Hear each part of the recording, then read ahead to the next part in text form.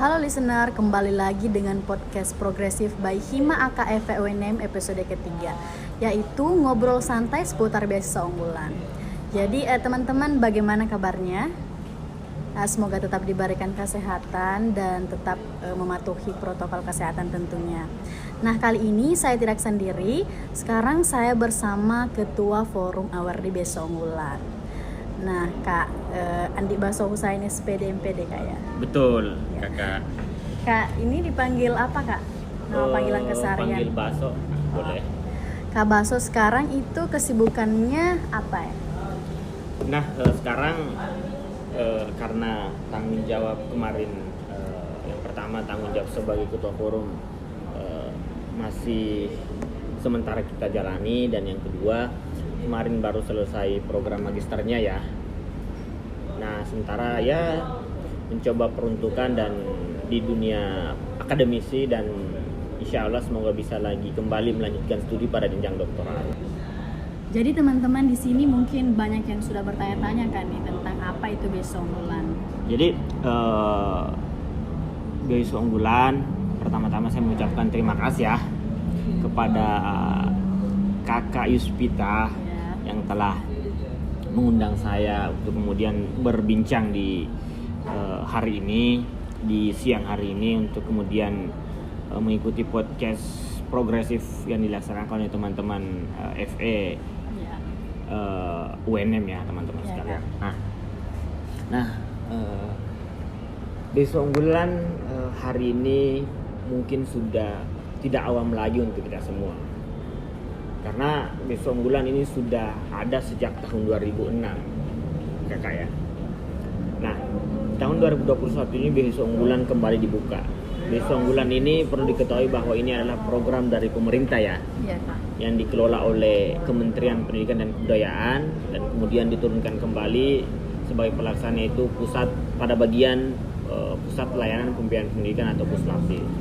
Nah, beasiswa unggulan adalah program pemerintah yang diberikan kepada putra-putri terbaik bangsa Indonesia untuk kemudian mencerdaskan kehidupan bangsa sebagai tanggung jawab pemerintah nih. Itu kan menjadi amanat undang-undang bahwa pemerintah berhak mencerdaskan kehidupan bangsa. Nah, beasiswa unggulan seperti itu adalah program dari pemerintah sekalian. Langsung dari pemerintah Kak ya? Betul. Beasiswa unggulan. Ya, mungkin seperti itu teman-teman beasiswa unggulan. Jadi Kak, pertanyaan selanjutnya itu sejak tahun berapa bantuan beasiswa unggulan ini hadir, dan kapan sih forum beasiswa unggulan didirikan? Nah, kalau kita ingin berbicara sejarah, flashback kembali kepada sejak kapan beasiswa unggulan ada? Nah, menurut informasi yang saya dapatkan, beasiswa unggulan ini sudah ada sejak tahun 2006. Kakak Vita. Sudah lama Sejak, Kak ya? Betul. Jadi 2006 sampai sekarang beasiswa unggulan tetap hadir. Tetapi mungkin pada saat itu kita belum aktif pada dunia maya, belum aktif secara sosial, pengurusan masih sifatnya offline semua ya. Iya Kak. Dan sekarang sudah berbeda, makanya sudah banyak khalayak yang tahu ya teman-teman sekalian. Nah, di beasiswa unggulan ini teman-teman, di tahun 2016 kemarin ya, Forum Awardee Beasiswa Unggulan Indonesia Timur ini terbentuk. Iya Kak. Nah, ini dibentuk atas dasar keresahan, atas dasar kegelisahan teman-teman kemarin, senior-senior ya kemarin, yang mendirikan, pada kakak-kakak founder yang mendirikan forum ini. Dia punya kegelisahan, dia ingin berbakti, dia ingin mengabdi kepada bangsa dan negara, tapi dia tidak punya wadah, dia tidak punya tempat untuk mengekspresikan, untuk kemudian mengkolaborasikan segala potensi yang ada. Nah, atas dasar itulah Forum Awardee Beasiswa Unggulan Indonesia Timur terbentuk, dan alhamdulillah sampai hari ini tetap menunjukkan eksistensinya, tetap concern kemudian melaksanakan kegiatan-kegiatan sosialisasi, kegiatan-kegiatan sosial, dan kegiatan-kegiatan pengabdian, dan pun ya tetap concern pun dalam kegiatan-kegiatan yang lain. Bagus sekali Kak ya, ini Forum Beasiswa Unggulan Indonesia Timur Kak ya. Jadi Kak, pertanyaan selanjutnya itu berapa sih anggota di Beasiswa Unggulan Indonesia Timur itu yang bergabung di Forum Awardee Beasiswa Unggulan Kak? Ya. Nah, berdasarkan data yang kita dapatkan ya, berdasarkan data yang berhasil kita dapatkan, dari pengisian yang kita kirim ke seluruh teman-teman, yaitu kurang lebih 500 orang sekarang awardee beasiswa unggulan. Teman-teman sekalian, para pendengar podcast progresif hari ini. Itu yang 500 Kak sudah tergabung alumni Kak ya? Betul, jadi di 500 ini sudah ada beberapa yang alumni karena berdasarkan kemarin kita sempat melaksanakan monitoring dan evaluasi di salah satu kampus. Data yang kita dapat itu kurang lebih 500 orang. Sudah sangat banyak banget Kak ya? Betul. Nah, pertanyaan selanjutnya nih Kak, mungkin ada kategori-kategori khusus dalam penerimaan beasiswa unggulan Kak? Nah, di beasiswa unggulan ini perlu saya sampaikan kepada teman-teman supaya teman-teman tidak salah kaprah tentang beasiswa unggulan. Di beasiswa unggulan ini ada 3 jenjang pendidikan loh yang bisa mendaftar kakak. Yang pertama itu jenjang S1, jenjang S2 dan jenjang S3. Jadi seluruh jenjang pendidikan beasiswa unggulan bisa mendaftar. Tetapi hanya ada di dalam negeri, tidak ada di luar negeri. Seperti itu kakak kita. Nah, di beasiswa unggulan pun itu kemudian kalau tadi persyaratan khusus itu yang paling penting sih untuk teman-teman untuk jenjang S1, S2, S3 itu minimal wajib lulus kampus dulu atau kemudian terdaftar di kampus minimal terakreditasi B baik institusi maupun prodi atau fakultasnya teman-teman. Jadi harus masuk di universitas dulu. Betul, Kak, ya? harus lulus dulu. Begitu. Kak nih di pendengar podcast progresif ini mungkin kebanyakan sarjana S1 Kak ya. Betul. Nah, pertanyaan saya itu Kak, mungkin ada batasan atau minimal semester Kak di beasiswa unggulan ini. Nah, ini juga yang sering ditanyakan oleh teman-teman bahwa Kak, saya ini semester ini kan, Ya. Seperti itu. Nah, berdasarkan aturan yang kemarin, kita harus merujuk pada aturan 2021 kemarin bahwa yang berhak mendaftar di beasiswa unggulan itu maksimal semester 2, teman-teman sekalian. 2, Kak, ya? Betul. Jadi, teman-teman hari ini yang sudah di semester 3 ke atas itu mohon maaf ya. Untuk teman-teman di S1 bisa diperbaiki kuliahnya dan kemudian bisa mendaftar lagi di program magister nanti. Ya. Seperti itu. Jadi Kak, mahasiswa baru bisa mendaftar beasiswa unggulan Kak ya? Betul. Jadi Kakak Vita dan pendengar podcast kita pada siang hari ini di beasiswa unggulan ini ada 2 kategori juga yang bisa mendaftar. Yang pertama mahasiswa ongoing dan mahasiswa baru. Untuk mahasiswa ongoing itu dia harus yang tadi maksimal semester 2. Dan untuk mahasiswa baru itu minimal dia memiliki yang namanya lulus di kampus itu dia berhak mencantumkan ada namanya letter of acceptance atau LOA. Surat aktif kuliah Kak ya? Bukan kakak. Apa, Kak? Jadi surat tanda diterima di kampus seperti itu. Kalau surat aktif kuliah itu cocoknya masuk di teman-teman untuk mahasiswa yang ongoing gitu loh, seperti itu. Ya Kak. Baik Kak, ini pertanyaan selanjutnya Kak, mungkin dari teman-teman itu ada pertanyaan tentang di mana sih kita bisa mendapatkan informasi seputar beasiswa unggulan ini?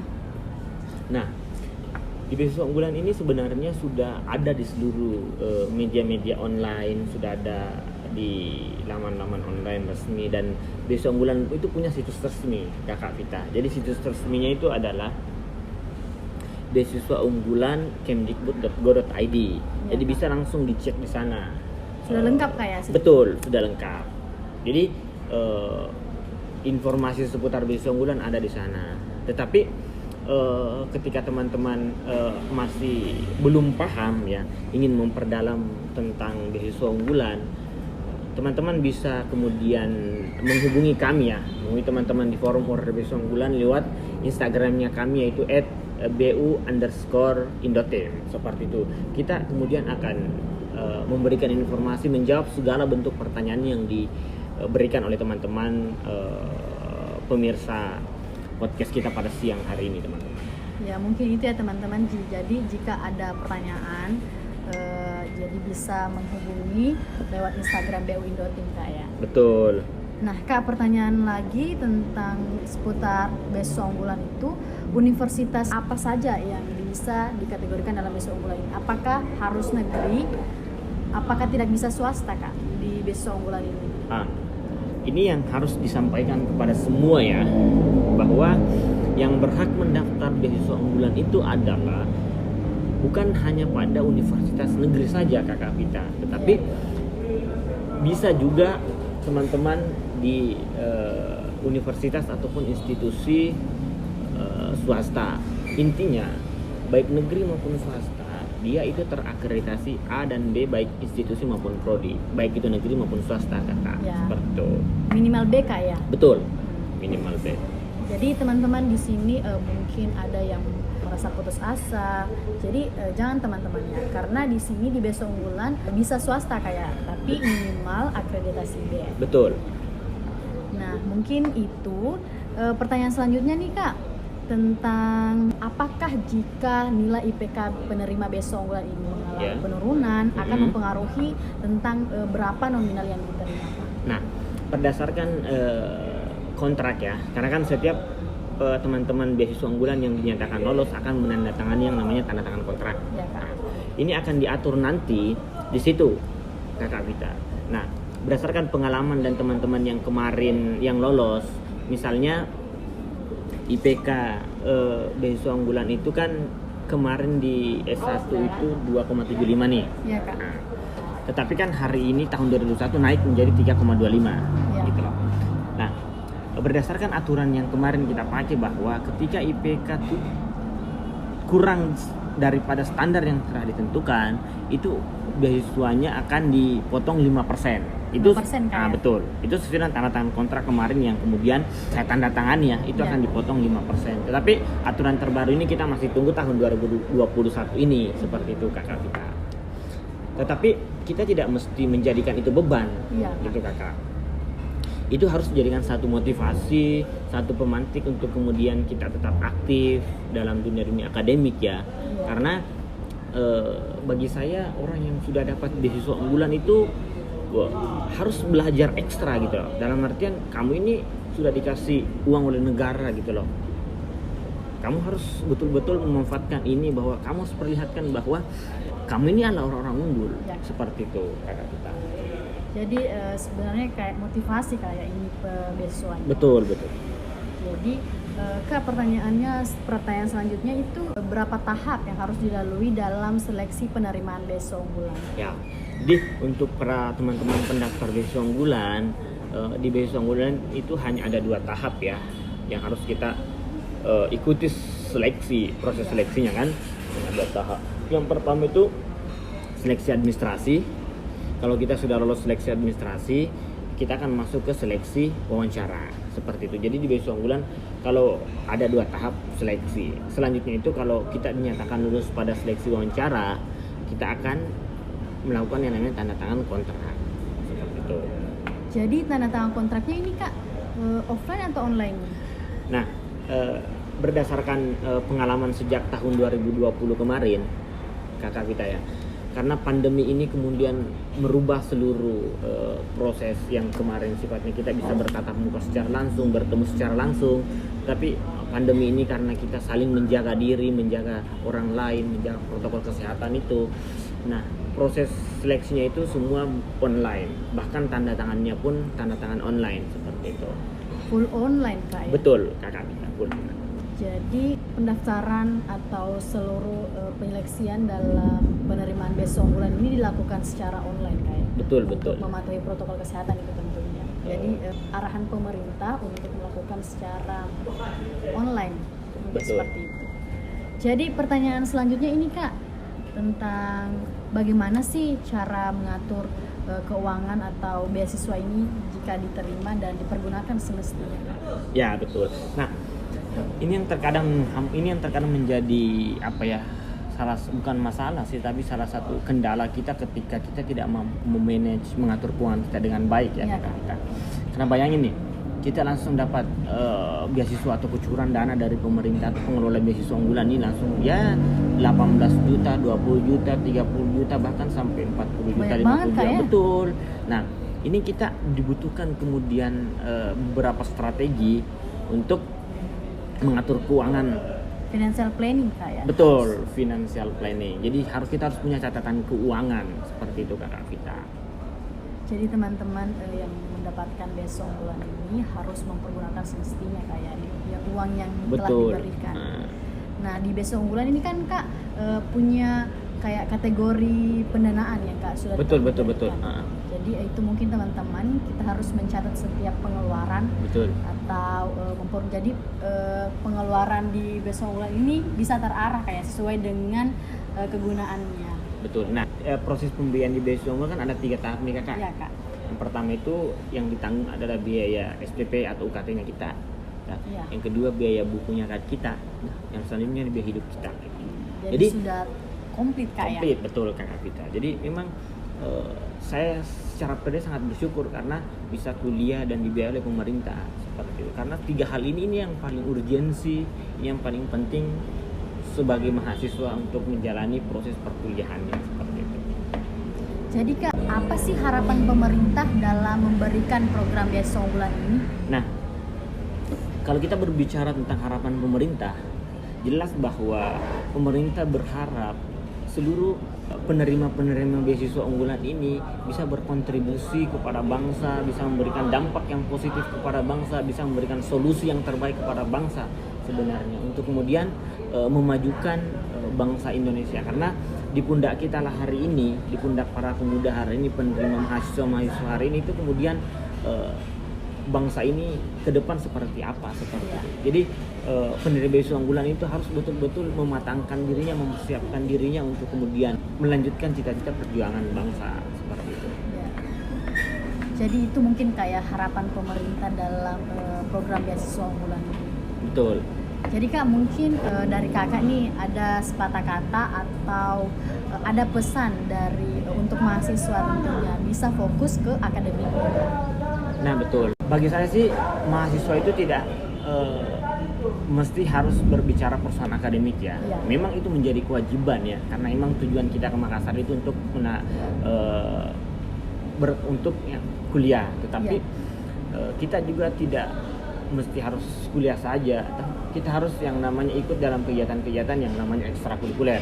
Ya, Kak. Yang namanya kegiatan organisasi, kegiatan pengabdian, kegiatan sosial. Itu harus balance bagi saya teman-teman dan seluruh pendengar podcast kita pada hari ini.